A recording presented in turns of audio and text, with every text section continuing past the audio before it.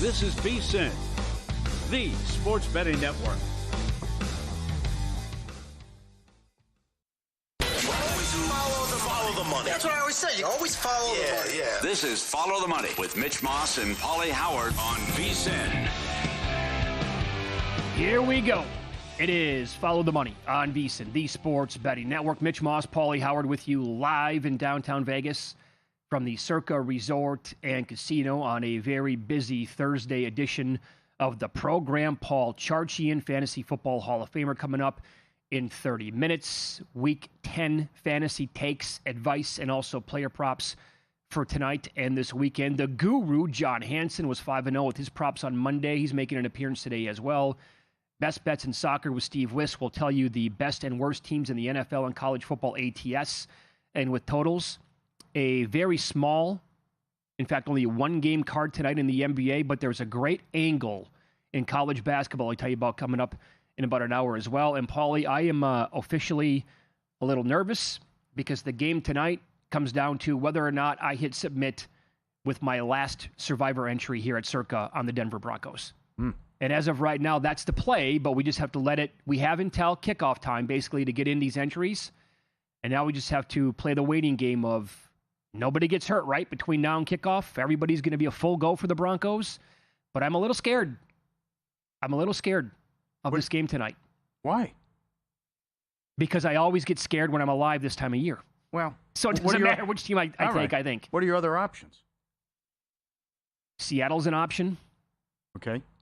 Carolina is an option. They've lost 10 in a row when favored.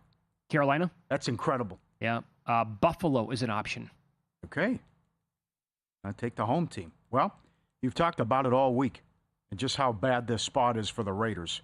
When you're going overtime, short week, Thursday game, on the road, it's all-time bad with these numbers, what you're facing. And a 4-27 straight up run. How bad it's been with the team that's in this spot, and the Raiders aren't good. So you take out the week one win, the fluke, beating New England. The only other W is against Tennessee, and they didn't do anything in that game as well. You trade Myers. The only thing you have going for you right now is Bowers, who was so good against Jacksonville with all the targets. More on him coming up from a prop standpoint, but I have a source that it's not good inside the building, and if it doesn't go well tonight, this could be it for Chip Kelly. Oh, he could get canned after the game? Uh-huh. Huh. That's something to watch as well. Maybe not right after, but he won't make the next game. So it's been a little disappointing what this team has looked like. I certainly didn't think Carroll envisioned this being this bad and how it's played out. I know they should have won the Bear game, as you said, and you could have beat Jacksonville. But to be in this position where you don't have a lot of hope and Geno wasn't the answer at quarterback and you can't get your rookie stud going as well, who's only gone off in one of the games. And I guess you could point the finger maybe with the play calling as well, but we knew the offensive line was bad. It's just, I think there could be more changes, and you trade Myers at the deadline a couple days ago as well. So, and then you're going against a number one defense, too. I know. So let me ask you this. How good do you think Brock Bowers is? I think he's excellent. So is it possible that the team wasn't really that great offensively pretty much the entire year because he wasn't playing? Comes back in game one, scores 3 touchdowns, and does whatever he wants against Jacksonville. I get it as Jacksonville. Yeah, well, to have 13 targets and 12 catches. That's pretty good. That's nuts, yes. Yeah, I think that they won't miss Myers, is my opinion. I don't think they're going to. I think they have other guys who can step up. Trey Tucker? Sure. Who's going to be that guy? I think, well, first of all, I don't even really consider Brock Bowers a tight end. He is more of a wide receiver option. So he'll be option number 1 moving forward, and he is one of the best weapons in the entire league. Tucker, Thornton sighting tonight. I won't be surprised. And how about the draft pick Beck that they got? Oh, all right. You know what I'm saying? Yeah. Somebody has to step up here other than I think Bowers getting 15 targets or whatever, and I think it's going to be one of those guys. But there is this, though, too. I mean, you mentioned the spot and how bad it is right now. So they just played and lost a game in overtime.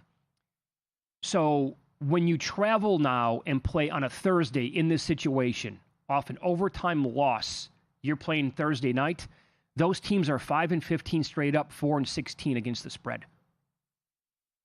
I mean, this is just... There's a 4-23 ATS number out there from Evan Abrams in this specific spot. For the Raiders as well? Yeah, this is crazy what they're up against. So, and then they're not good. Now, Denver's played down to the level of competition, but I just think this is where Peyton has them ready to go, and you don't want to look ahead because the Chiefs are on deck. But this is a bad outfit, and you have a quarterback who's turnover prone against a great defense that is far and away number one in sack differential and in sacks. And I think the whole key to this also is first, can you be remotely close? Are you in this game at halftime? If not, then school could be out as well. Yep. And when you combine like advanced metrics, so you use Pro Football Focus, ESPN, they do their pass block win rate stuff, and also next gen stats at NFL. Denver is number one overall in pass blocking. They have the fourth best pass rush, and they're the third best team against the run on defense as well. So that's one of the reasons why they have 7 wins is that their lines are absolutely fantastic. But I have to admit that I'm still a little bit concerned about Bo Nix. I mean, yes, he deserves a lot of credit. He's great as a favorite, though. Yeah, but last week that was trending in a terrible direction for a majority of that game. Yep. To his credit, though, he Yep. turned it on when it mattered most and made big plays. And I get it. Houston's defense is also very, very good. But that guy scares me a little bit. And it's supposed to be windy tonight. 35-mile-an-hour gusts up until game time, and we'll see if that actually continues as the game starts. 13-1 straight up as a favorite. 24-3 in his career covering a 6-point teaser. That also helps you out here. Now, is it just run the ball with Dobbins and no problem there? Or Yeah. and how about is it Sutton? Is it Frank? Franklin has, 28 targets the last 3 games? I mean, this is nuts. But they can't connect. They're taking shots at him. He had 10 targets last week, but only had 4 receptions. It didn't do much from a yardage standpoint. But is it an Ingram game? But the weapons are there. I understand your concern with Nix. Good Bo or bad Bo. But I just think the Raiders are up against it here. And Denver swept them last year. They beat them 34-18 at home. They beat them 29-19 on the road. You also have to like that and how Knicks moved the ball against them went up and down the field both games. Sure. The Raiders have also allowed 9 rushing touchdowns to running backs. That is the third most. I think what you said is probably accurate. It's going to be a heavy J.K. Dobbins game. I wouldn't be surprised if he goes over his attempts. He's also 6-3 over his player prop on the entire year. Tonight, 68.5 was at DraftKings. Actually, check that 6-3 to that number, 7-2 over his prop for the entire year. Genty is 6-2 under. His number is 55.5 against this great run defense. Is he going to get to 56 or more yards? There's a prop here. At Circa. He is 5-1 to have 90 yards. Wow. Can you believe that? You know what? I think I might have to take some of that. I've never seen a number that high. You're buying at almost his lowest point. Uh-huh. If you would have told anybody before the season started that in any game that Genty's going to play in this year, I'll give you 5-1 for him on 90 yards, people would have said after the draft and before the season started, said, I will bet that every single time. Mm-hmm. I can't believe that. That's awesome for them to offer it. There's a lot of good numbers here and a lot of good stuff. At Caesars, Brock Bowers, 2 catches every quarter, 11-1. 50 yards each half, plus 650. Paul, those 2 catches in every quarter, if he's going to have a dozen targets. I know. To have 13 targets but 12 catches last week. 5 yards each quarter, 2-1. Genty and Dobbins, 5 yards each quarter, plus 380. Whoa. A field goal each quarter, plus 450. I mean, there's a lot of stuff here, getting creative, and also the blowout factor as well. That could happen. And then, of course, both teams to make a 33-yard field goal, which I like as well in this game. But that's, the rivalry, hate each other, storyline, how going back, all the great games they've had. Funny that Raiders have beat them 8 in a row before last year. Right. So, we love it. It's the NFL, Al Michaels. Yeah. Something will happen tonight. It'll be great. And it's a big spot for the Broncos here. Just hope they don't get caught looking ahead. How about this? Opta AI player projections on the website, VSiN.com/NFL props. They have Geno going way over 208.5 passing yards. They also have him going over attempts and completions quite comfortably. Yep. Makes sense. And they have Michael Mayer going over 24.5, like no problem. They have him clearing that by about 15 yards here. Okay. On the year, Brock Bowers is 4-1 under his receptions prop, for what it's worth. And it's juiced up to 6.5 after that great game last week. Uh-huh. Yep. But there's some of these numbers on the Denver defense. Oh, Houston was 3 of 17 on third down. Are you kidding? There's been 5 times this year they've held their opponents under 20% third down conversion rate. All the sacks, how they get after the quarterback, the pressures. Now, maybe no Surtain hurts him, but didn't affect him last week. I guess your comeback could be if Stroud doesn't get hurt, they win that game. But just how good this defense is, and I don't think there'll be a look ahead with Peyton and how he conducts business in a total pro. They're also number 1 in sacks. Geno to throw an INT is minus 175 in that neighborhood. Wow. That's old Winston territory. It really is. That's high. Yeah. And is it going to be a Bo Nix game on the ground, though, Paulie? Oh, it has to be. Yeah, longest rush over 11.5. It's got to be in your portfolio. It has to be on the app. Absolutely. Yep. The Raiders have allowed the 5th most rushing yards to opposing quarterbacks the entire year. He'll take off at least a couple of times in this game. Mm-hmm. I just hope that this is, if I hit submit on the Broncos tonight, I don't want to have a 3-hour sweat on my hands. Uh-huh. Can we take care of this one early, guys? Because Thursday nights, man, they've been tricky. Yeah. Some of these games. Well, these are going to be big coming up because next week we got the Patriots laying 11 against the Jets, and that's going to be used as well. That's going to be a big one. So it's, again, Carolina's lost 10 in a row as a favorite. The Bills going on the road could be close to 95% humidity. You can't burn the Lions. They play twice on the holidays. Right. I will say it's a brutal week. Thursday night home teams from week 9 on have been awesome since 2016. 44-28 straight up and also 61% ATS. All right. Best time of the year. We got a college basketball game to talk about with a 20-point move on the total. We have to get to Sports Equinox Special. Full access through May 1st, only $120. Less than $20 a month. Every best bet, every host, every guest. The DK and Circa betting splits. The AI prop projections. NBA continues to be on fire. And also the NFL. Limited time offer. It won't last. Less than $20 a month. VSiN.com/subscribe today. Win-lose up next. He makes his return tonight, and projections at VSiN.com are expecting a big game.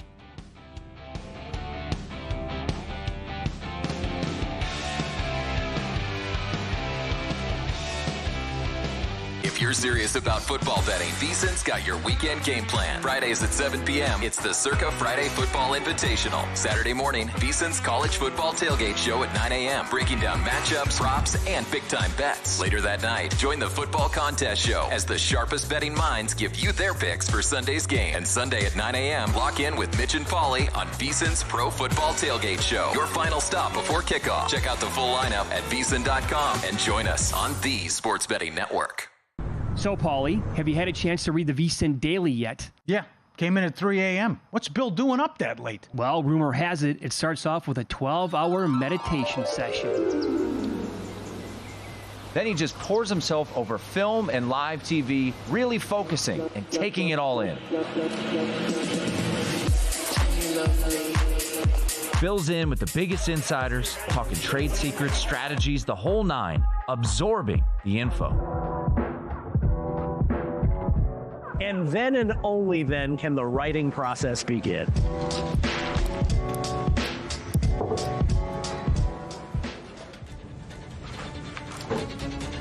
In Las Vegas, Bill's late night becomes your early morning. Wake up to the very latest betting insights in your inbox with the VSiN Daily. Sign up for free at vsin.com/newsletter. Coming up on Friday's edition of Money Moves, it is a football Friday. We'll look ahead to the NFL and college. I've got a really strong feeling that the Chicago Bears are in a little bit of trouble this weekend. We'll tell you why. Plus, a triumvirate of VSiN contributors. Will Hill gives us his best bets for the weekend. Mike Palm stops by to share some wisdom on what's going to happen on the ice. And Zach Cohen has a ton of best bets for the NBA on a Friday night. So join us on Money Moves. It's 11 to 1 Pacific, 2 to 4 Eastern on VSiN, the Sports Betting Network.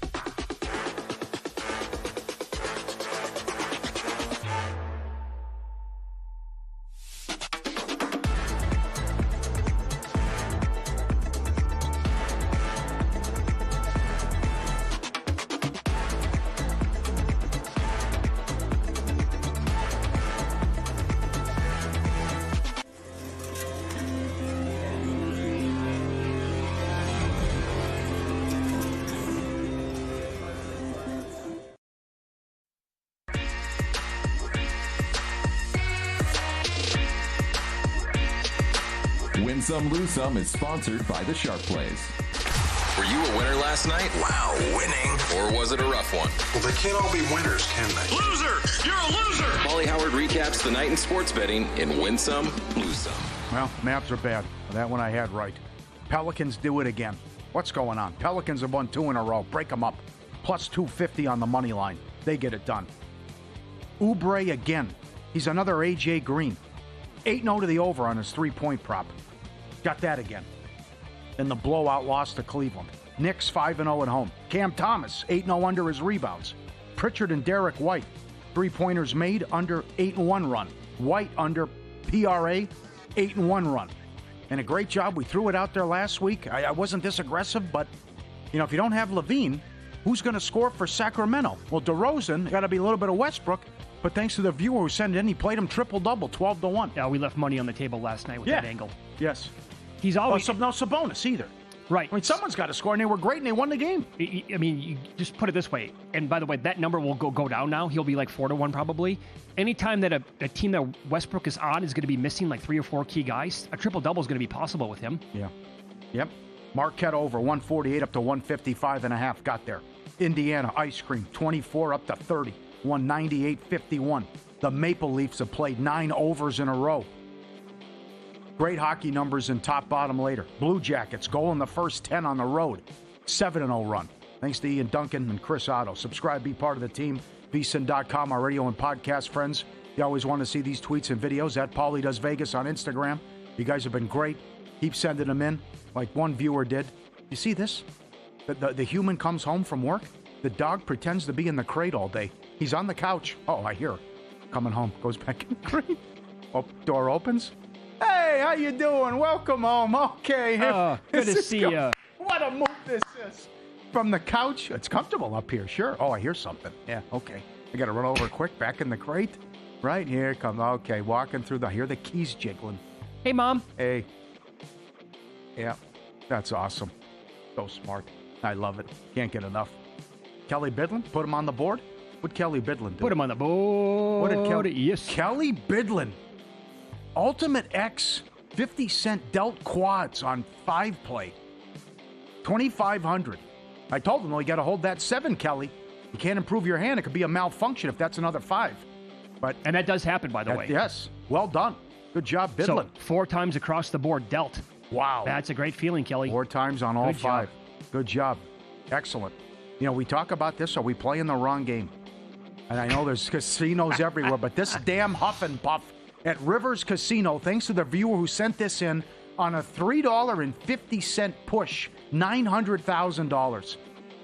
He gets the bonus with the chainsaws there, and I think he gets the spin. Wait, hold on. And then there's chainsaws involved too? Well, the saw, Yeah. excuse me. You got to get 3 saws or the hard hats, and then you spin, and then I think you get to spin again, and he must have hit the mansion bonus or something.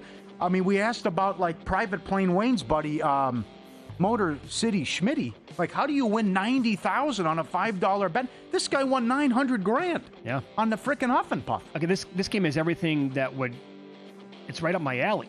You got mansions involved, you said. Right. Mysterious mansions. You got a chainsaw. Is there a bottle of whiskey involved too that pops up? You'll love it. Out of nowhere, the wolf can just appear. And then is that a good or bad thing? Oh, it's a great thing. That's a great thing. Not for the pigs, but for you, right? Love it. Excellent. You got Bodie? A viewer sent this in. We were talking about the Tom Brady thing, and Mike Palmer had a point about the cloning. Why don't you just adopt? And like Mitch does, it's a great move. He went to the shelter and got Bodie. Yeah. And you want to name your next dog Bodie? I mentioned, on the show yesterday, I said, when we get another dog at some point down the road, I want to name the dog Bodie. And this is from Rich. He chimed in right away with the email and said, man, I love where your brain's at. I just adopted this fella. Super fast, he said. Unbelievably smart. Look at the coats on those Australian Shepherds. God, I love those dogs. And he goes, I named him Bodie. It's infuriating because I'm on Instagram, and then how the algorithm is set. If you click on one thing with like an animal shelter and help donate whatever, and then you're flooded with it with this. Someone just dropped. This dog's 13. Someone just dropped it off of it. I mean, people are the worst. Unbelievable. But that's a positive story there. Lose some. Heat Nuggets over 237 up to 242. Couldn't get there. And then the horrible news with Spoelstra after the game. House burned to the ground. Terrible. Spurs plus 2.5 to minus 1.5. The Lakers did it again. comeback fashion last night. Luka big was time. awesome, right? Tried to give it away. The Marcus Smart nonsense. Lakers win by 2. Tarleton State from 19.5 down to 15, no good. Also lose some. ESPN bet is done. They will cease to exist on December 1st. DraftKings will then take over with ESPN. You didn't have to hire a genius to. Stephen A. Smith, Mike Greenberg, Jamie Foxx, Kevin Hart.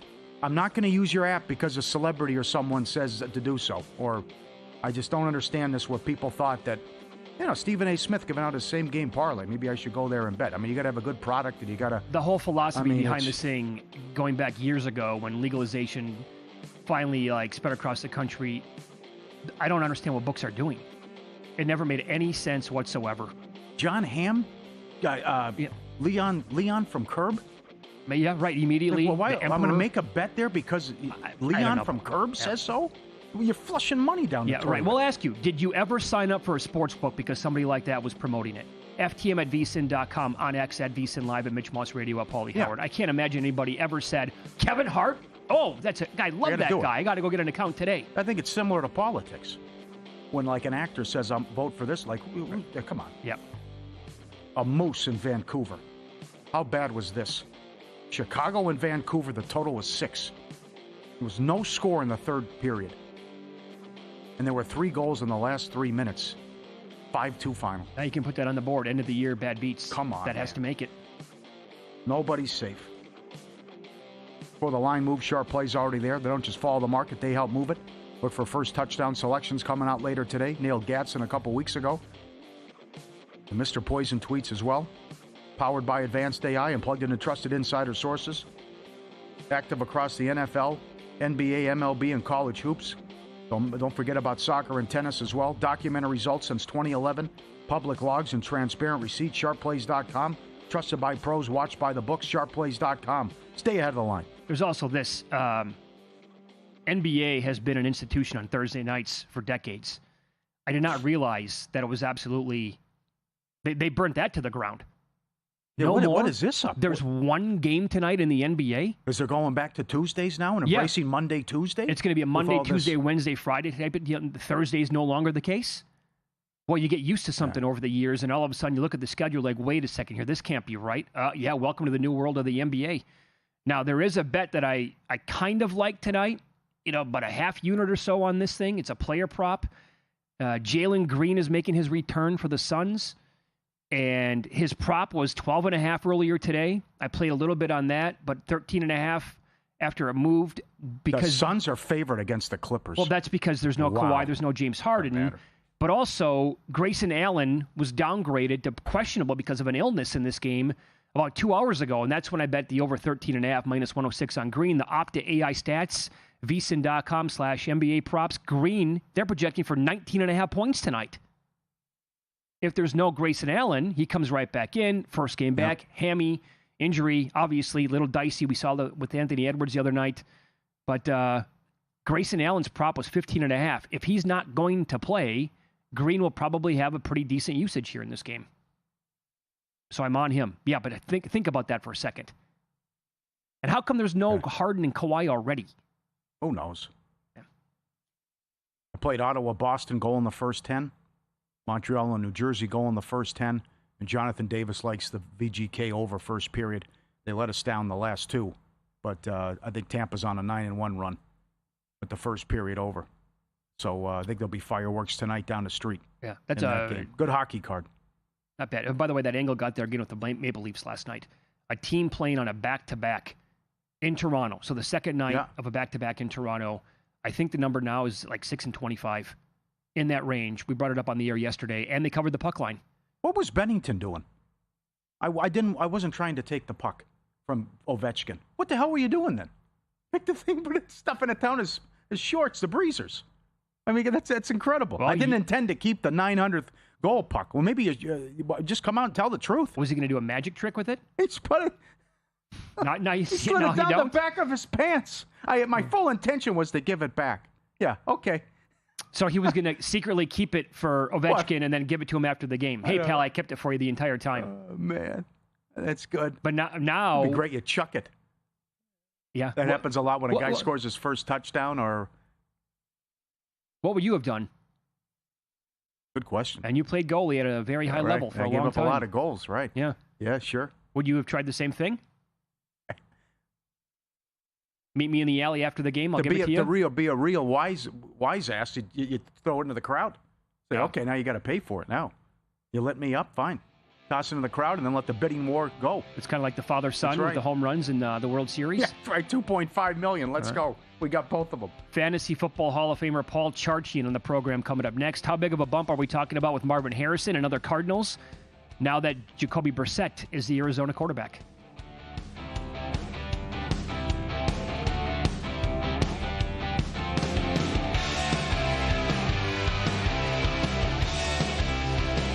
Got a good thing coming, just wait and see. It's a good.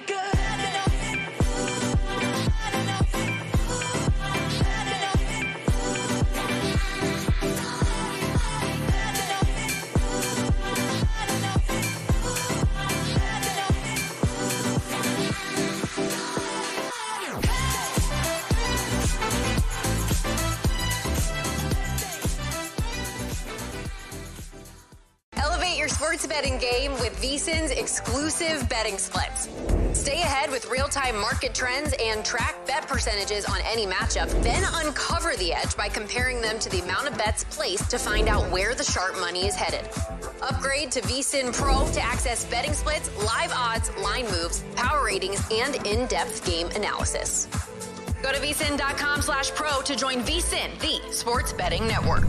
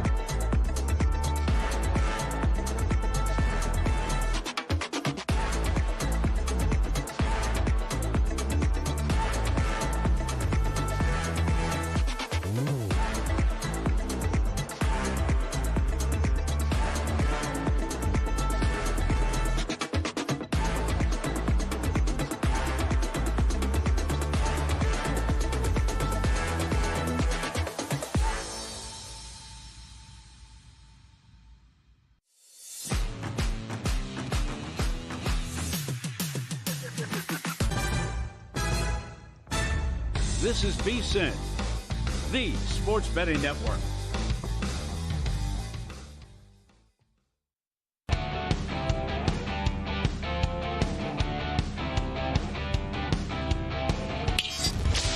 This is Follow the Money on VSiN. Love Thursdays. Every week we get to talk to this guy. Very top of the list. Best guest we've ever had on the history of this show. Oh. Fantasy Football Hall of Famer Paul Charchian with his regular Thursday appearance. GuillotineLeagues.com, and he is on the Progressive Guest Line. Charch, what's shaking today, buddy? Well, it's a bad day to be Breece Hall. I can tell you that much. Mm-hmm. Yeah. Expand on that. Breece Hall. Yep. You're one of the 10 best running backs in the league, maybe one of the 12 best running backs in the league. You've languished during your 4-year career in New York, taking handoffs from guys like Zach Wilson and Mike White and Chris Streveler and Trevor Siemian and Tim Boyle, Tyrod Taylor, Justin Fields. Trade deadline's approaching. You're like, you know what? I've given you guys 4 years with the Jets, and my contract's expiring. I'm not going to come back. Get some trade equity for me, right? Go get some draft equity, Jets, and I'll go to a winner for the first time in my life, which would have been totally fair. Jets trade away Sauce Gardner, Quinnen Williams, but not Breece Hall, who is now stuck there. He's already raised his hand and said he doesn't want to be there. Now he's got to be there. The Jets are going to be trailing in a lot of games now because they don't have Sauce Gardner. They don't have Quinnen Williams anymore.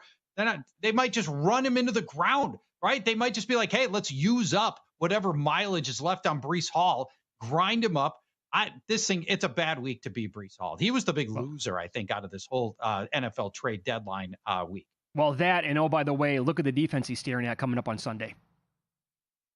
Oh, the Browns. This is the best run defense. Number one run defense success rate. Number one in yards before contact. It is a brutal matchup for Breece Hall. And for a guy who can catch, they don't pass to him that much. He averages 2.5 catches a game. That is a fundamental mistake that they've made with the Jets and Breece Hall. If he'd have dropped in, there were reports that the Chiefs offered a 4th rounder for Breece Hall. Yep. And for whatever reason, Jets said no to 4th rounder. Now, the Chiefs gave up a 3rd rounder for Kadarius Toney 2 years ago. If you're willing to give a 3rd rounder for him, why not Breece Hall, who's actually a good player? Yeah, good point. They didn't do that. I think if you're Breece Hall, you're like, God, could you just have given the 3rd rounder and gotten this thing done? I've been very disappointed with DK Metcalf. I thought this would be a bromance and he'd put up huge numbers, and it hasn't happened. So what do we do here with DK Metcalf, and what do you expect with what Rodgers? Because Rodgers has been spreading it around here. Yeah, that's not the Rodgers we know. We spent all this time with the Jets. We're like, he's pelting to Devontae Adams with targets, and here's Garrett Wilson. Garrett Wilson, also one of the 15 best receivers in the league, never getting a pass from Aaron Rodgers. So we had assumed, and I think reasonably so, that Metcalf, who is the most alpha receiver on any NFL team compared to the number 2, right? Calvin Austin is the number 2 receiver for Pittsburgh. We had all assumed Rodgers was going to be laser focused on DK Metcalf. Nope. He's 39th in wide receiver targets this year. 39th. That's it. You gotta blame Arthur Smith, which we do whenever we can anyway, for pretty much anything, including global warming. There's nothing Arthur Smith likes better than to send a dozen targets a game to his tight ends for 4 yards each. Right, I know. Yep. Where does that leave DK Metcalf? 4 catches a game. That's it. If he doesn't score, he is hurting your fantasy roster, and it's all because they don't scheme the ball to DK Metcalf. Very frustrating. Inexplicable. Okay, so that's the negative. Let's get that out of the way here to begin with Breece Hall and also DK Metcalf. Okay. Let's do a little positivity here and look at the possibilities now with the Arizona Cardinals in that passing game as the baton. I get it. He's on the IR. He's going to miss a bunch of more games. But now we go from Kyler Murray to Jacoby Brissett, and he's a competent quarterback who can actually find receivers such as Marvin Harrison. Yes. So what are we talking about for Marvin and also the other guys like McBride and whomever else? Well, let me start by asking you two this. Do you think Kyler Murray has a foot injury requisite of being on IR? No. I would lean no. I would agree with Paul. Oh, I mean, the play it happened on, if you and listeners and viewers remember, the play it happened on was when they snapped the ball into his helmet and then he went diving for the ball. And there was not even anything obvious with the foot. You're looking at going, there was not even impact with the foot. How in this did this even happen? And then dragging it on, will he play? Won't he play? And, he might play, might not. And then to throw him on IR 3 weeks later is super, super fishy. I think, we tend to view Murray poorly in general for a few different reasons. He's highly compensated, so we have higher standards. That clause in his contract about actually studying the playbook was, one of the biggest red flags in the history of the NFL. Yes. And then tell me if you guys agree with this. The body language for Murray, especially compared to Brissett, and we don't know what's in his heart and his mind. So, this is just all we can see from TV. Jacoby Brissett is obviously playing like every start might be his last, and he's right. He's been on 6 different teams. Brissett's out there, and you can see the leadership just exuding from him. I think, and I'm curious what you think, Kyler Murray seems disinterested in the games he's actually playing in. I've never liked him. If you just watch like pretty much any game he's ever played in, tell me how many times he's actually played within structure and with timing. It's never that way. He embraces and wants there to be like some sort of breakneck pace to every time he drops back, and he wants to run around and scramble and make something happen. That's not sustainable for a guy who's that small, and that's not how the NFL works. It isn't. And he's bothered me with that, and he's never gotten better, Charge. That's a big thing about it as well. And I'll add this. Coaches hate that stuff. I mean, you spend all week long putting in this game plan. You've got specific things that you're trying to accomplish against this defense. And then your quarterback goes out and just wants to go play hero ball and run around, scramble, and hope that it ends up working out. Meanwhile, Jacoby Brissett walks in. He's had 3 starts here. Multiple touchdowns in all 3 games. And more passing yards for the Cardinals in each of those 3 games than any of the Murray games this year. So what's that mean for fantasy, and what's it mean for specifically Marvin Harrison and Trey McBride, the only 2 guys who really care about? Here's where Harrison really gets helped. It's not the high end, I don't think. I don't think Harrison is suddenly going to become, like 2 touchdowns, 120 yards. But what it does is Harrison had these horrible games where he was 2 catches and 20 yards. I mean, it was good game, terrible game, terrible game, good game, terrible, terrible. I think Brissett is just, to your point earlier, Mitch, just bringing competency to that position. And Harrison's not going to have these same dud games that he had been having. We'll absolutely take that. McBride was good under both guys, and I think he's going to continue to get fed. But I think we're going to see Harrison now start to just have good games and great games, and that's going to be much more bankable. What does Shaheed to Seattle do for you? God, I love it. Really? I love this. What a great play by the Seattle front office. So Shaheed is a deep ball specialist, right? He is deep balls. He's fast, gets under the ball, and then he just takes it home. That's always what he's been in with the Saints. But, the Saints now, they're languishing with Tyler Shuck and Spencer Rattler throwing worm burners his direction. And that's just not who Shaheed is. So they find a fit in Seattle with Sam Darnold, who leads all quarterbacks in deep ball accuracy, and he's number 2 in deep ball completions. And here comes a deep ball specialist in Rashid Shaheed. I love this fit. And if you're the defense, you have to respect Jackson Smith and Jigba to a degree where, here's Njigba running an intermediate route of 15 yards. You've got to collapse that secondary down on Njigba to cover him because he's so good. And then Shaheed's going to have one-on-one for these deep shots, and some of them are going to connect. I don't know if it's this week against the Cardinals, only being on the team 5 games. Maybe they've got, I think they'll have a few plays set up for Shaheed, but long term, this is going to be a fun fit. And we're going to find some spots for deep ball connections to Shaheed that are going to pay off, and it's going to be really fun. Charge, true or false? At the end of this year, we will all describe Sam Darnold as former Minnesota Vikings quarterback and 2025 MVP winner.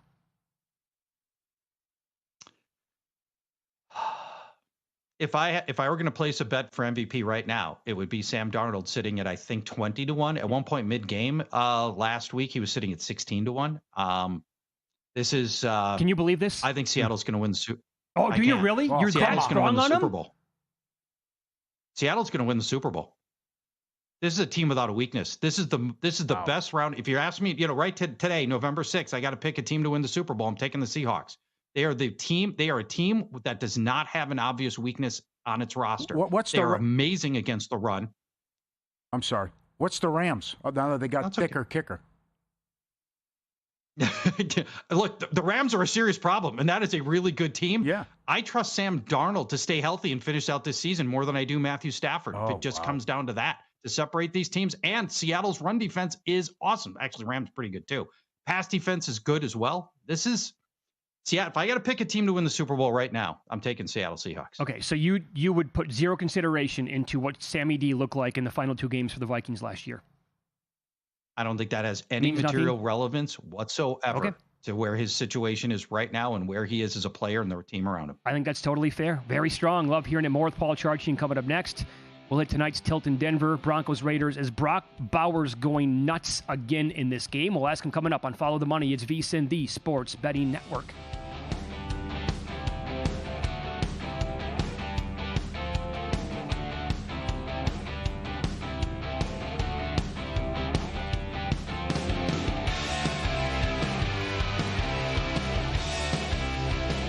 VSiN's player prop projection tool is now available for the NBA. Get projections for points, assists, rebounds, and more powered by Opta AI. On VSiN.com/NBA props, we line up our projections against the latest DraftKings odds so you can quickly spot mismatches and find value before the market adjusts. The NBA player prop projections tool is available exclusively to VSiN Pro subscribers. Check it out now at VSiN.com/NBA props and join us on the Sports Betting Network. Check out Stormy and JVT on Money Moves, only on VSiN.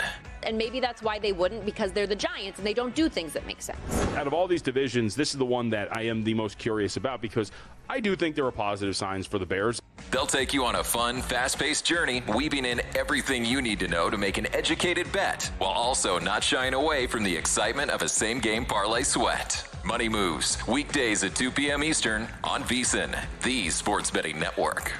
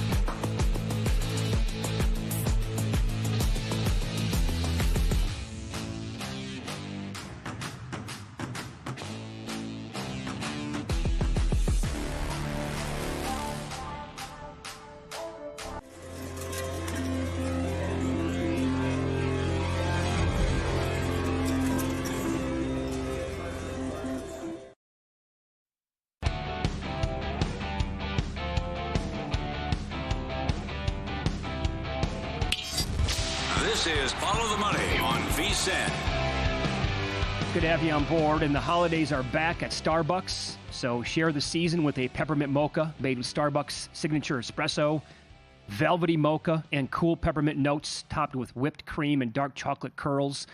Together is the best place to be at Starbucks. And one of my favorite parts of the holidays, the seasonal drinks that Starbucks will bring back and offer. And I have been a big coffee drinker for about 15 years now, and I love getting the seasonal and the holiday coffees that they make. They're so delicious. I would drink them like 3 times a week. They're so good, and they're back. Beautiful. And we continue talking NFL for week number 10 with Fantasy Football Hall of Famer Paul Charchian as he is on the Progressive guest line. That was a joy to watch last week for this Raiders offense. Welcome back, Brock Bowers. What a freaking weapon that guy is. Now they play again tonight in Denver against maybe the best defense in football. Do you think he's in store for another big game, Charch? Yeah, this is there potentially, yes. Let's talk it through for a second. So Bowers, by the way, in fantasy drafts, taken at the end of the first round, beginning of the second round. So we put a lot of investment in him. Got hurt in week 1, labored for a couple of weeks. Then they shut him down. Bring him back healthy last Sunday. 12 catches, 127 yards, and 3 touchdowns by Brock Bowers. That was the best fantasy game by a tight end since 2020, and the second best fantasy game by a tight end in 2 decades. That's what Brock Bowers just did last week. Now, a lot of teams attack the Denver secondary with the tight end because they've got the great pass rush. They got the great cornerbacks. Even Surtain out, it's still a good secondary. And one of the ways that you can try to chip at that team, not with your wide receivers, with your tight end. Look at Dalton Schultz last week. Dalton Schultz, 8 targets. 3 games ago, the Giants' anonymous tight ends rolled up 150 yards on Denver. So without Surtain playing, maybe the Raiders can battle with their wide receivers a little bit more, but still, healthy Brock Bowers is as good as any tight end in the league, and I think he's just going to be a focal point tonight. And we're going to see a lot of passes come his direction.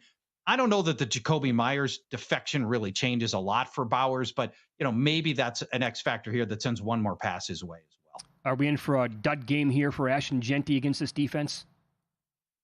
Yeah, it's really a tough defense. We just talked, you got to pick how you're going to fight the Broncos. And, we think of the great cornerbacks and the pass rush and everything, but they're also a great run defense. Last week, Houston's committee of runners ran for barely 2 yards per carry. No back has topped 60 rushing yards against Denver since week 3. And compounding everything for Jeanty, who's a good pass catcher, over the last month, only one runner has topped 8 receiving yards against Denver. They're giving up 12 receiving yards per game to opposing runners. That's it, 12 per game to opposing runners in the last month. So there's not a lot you can get done here with Jeanty, who's been great, by the way. I mean, it does, the box scores don't show it. His avoided tackle rate for Jeanty is only behind Bijan Robinson and Jonathan Taylor, then Jeanty. I mean, he's doing everything he can with the ball. When he gets it in his hands, he's doing what he can. But the offensive line remains terrible for the Raiders. They got to fix that in the offseason. Absolutely. So we were talking about Franklin earlier. I think it's 28 targets the last 3 games. They threw a ton of balls his way. He only had 4 catches, though, last week. Who's the number 1 receiver, and what do you want to do with Denver wide receivers? And just take it through everyone here that can catch a ball in Denver. Yeah. All right, so this is my first official prop day of this show and play of the show, and it's a triple play for Troy Franklin. We are going over 40.5 receiving yards. We are taking the anytime touchdown at plus 185 for Franklin and the over 19.5 yards for longest reception. I'm going to be talking for a minute here to get all 3 of these angles in for you here. For several years, Denver's go-to receiver has been the big-bodied Cortland Sutton, but the baton seems to be shifting over to Troy Franklin, as you just alluded to, Paulie. Over the last 3 games, Franklin leads the Broncos receivers in targets, air yards, and a whopping 5 end zone targets in 3 games is a ton for a wide receiver. Also in the last 3 games, Sean Payton has turned Franklin into a deep ball specialist. His ADOT, average distance of target, in the first 6 weeks was 8 yards. Very typical for an NFL wide receiver. Franklin's ADOT in the last 3 games, 18 yards, average throw, 18 yards. And that's why I love the 19.5 yards for longest reception is all I need him to do is to catch the 18 yards, fall forward, and now I got 19.5 yards. Among all receivers, Troy Franklin 4th in air yards this year. They're throwing deep to this kid. He runs from all parts of the field. left, right, and the slot. And why that's important, because the Raiders have one good cornerback. It's the former Packer Eric Stokes, who's revitalized his career. He hasn't allowed to score all year, but he plays one side of the field. For the other parts, running right and running from the slot, he won't see Eric Stokes, and that's a great advantage to him. The only two teams haven't had a wide receiver score against the Raiders, and that was the Jaguars and the Titans, and those are not very functional passing attacks. So wide receiver touchdown incoming. Franklin looks like the main guy now. I like the anytime touchdown in here as well at plus 185. Over 40.5 receiving yards, over 19.5 yards for longest reception. Very strong. Love the analysis as always. So he's going to go off. Does that mean Evan Engram is impacted negatively here for the Broncos tonight? Yeah, I like the under here on Engram. Adam Troutman had more routes and targets and receptions and snaps last week than Evan Engram did, which is weird, but Troutman did. Maybe that continues here. I don't know. But also working against Engram, an incredibly short ADOT, back to the average distance of throw. He's just 4 yards per target. That's the shortest of any starting tight end in the NFL. At 4 yards per catch, Ingram's going to have to do some major damage to get up to 31.5 receiving yards. So we're going to take the under 31.5 receiving yards. The Raiders, surprisingly decent tight end defense. They're only giving up 3.5 catches per game since the opener to opposing tight ends. So they've actually done a pretty good job against tight ends, and Engram seems to be going the wrong direction here. I don't like him getting to 31.5 receiving yards.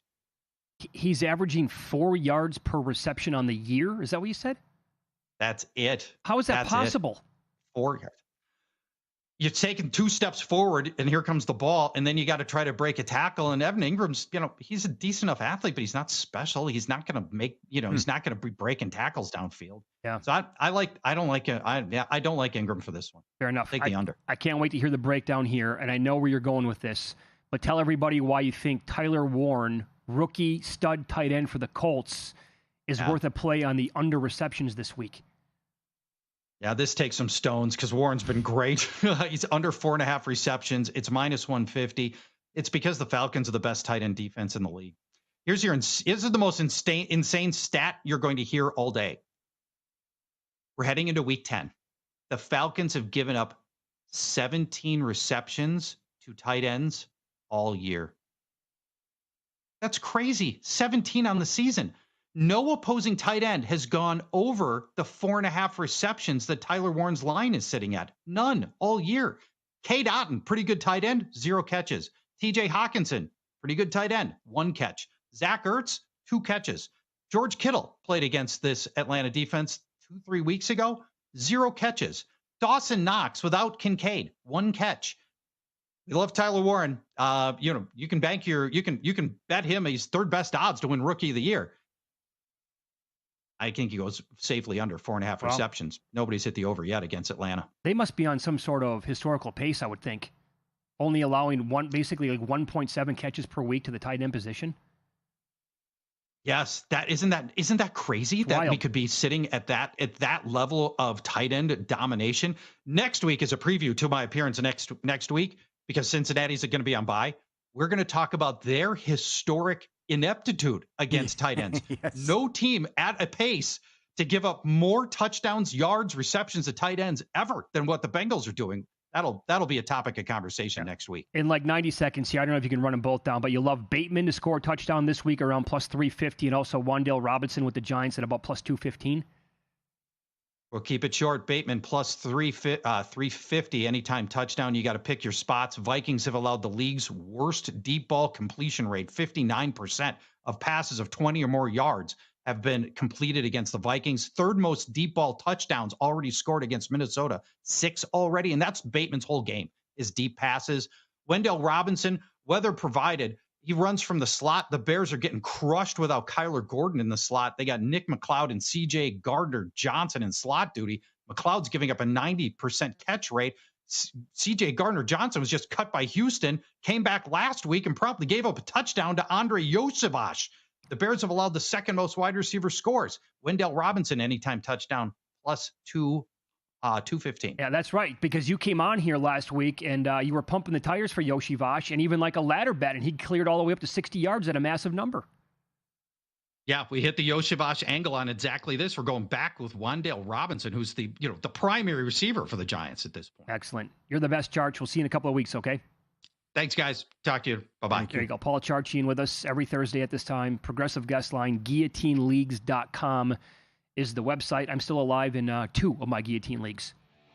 But that also means I've been bounced in, I think, 5 of them. So they're a lot of fun. Up next, a team is in action tonight in college basketball with a new coach who loves to press on every possession and go up tempo. This team's going to be involved in wild games throughout the entire year. That means movement with the total.